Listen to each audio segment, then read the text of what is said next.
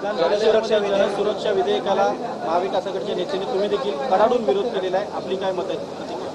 काल आणि आज विधिमंडळामध्ये जनसुरक्षा कायदा कुठे ते त्या नावाने एक कायदा आणला जातोय. काल कालच्या सभागृहात बहुमताच्या जोरावर तो मंजूर करण्यात आला. साहजिकच आहे, सत्ताधारी पक्षाकडे 5वी बहुमत आहे आणि त्याचा ते उपयोग किंवा दुरुपयोग करत आहे.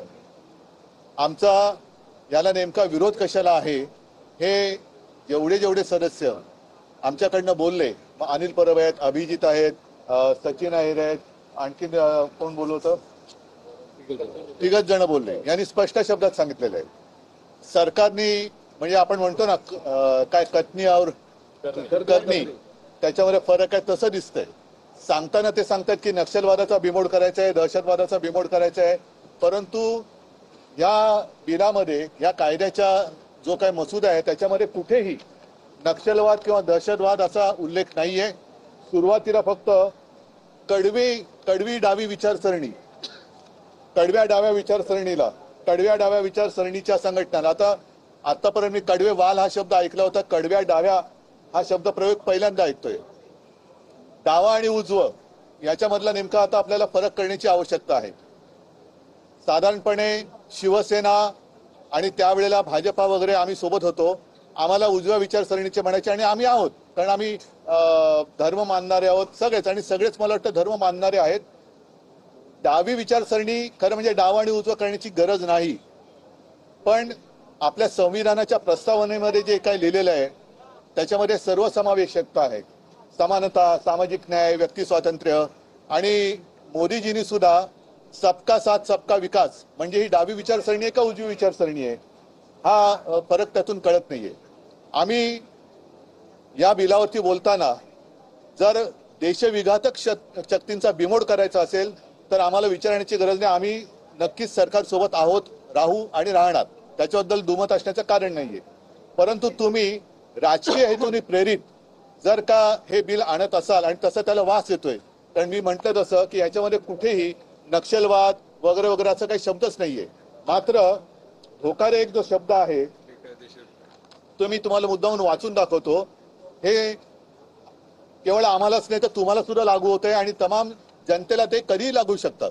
त्याच्यामध्ये जे म्हटलेलं आहे, बेकायदेशीर कृत्य याचा अर्थ एखाद्या व्यक्तीने किंवा संघटनेने केलेले जे सार्वजनिक सुव्यवस्था, शांतता व प्रशांतता यास धोका किंवा संकट निर्माण करते असे, किंवा जे सार्वजनिक सुव्यवस्थेमध्ये हस्तक्षेप करते किंवा ज्याचा हस्तक्षेप करण्याकडे कल आहे असे, किंवा वगैरे वगैरे म्हटलेले. ह्याच्यात कुठेही दहशतवाद, नक्षलवाद हा शब्द नाहीये.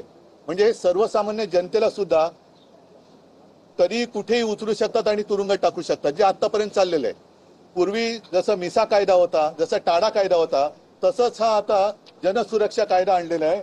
मला असं वाटतं याचं नाव जे भाजपा सुरक्षा कायदा केला पाहिजे, कारण भाजपच्या विरोधात जो बोलेल तो जणू काही देशद्रोही आहे असा त्यांचा तो समज आहे.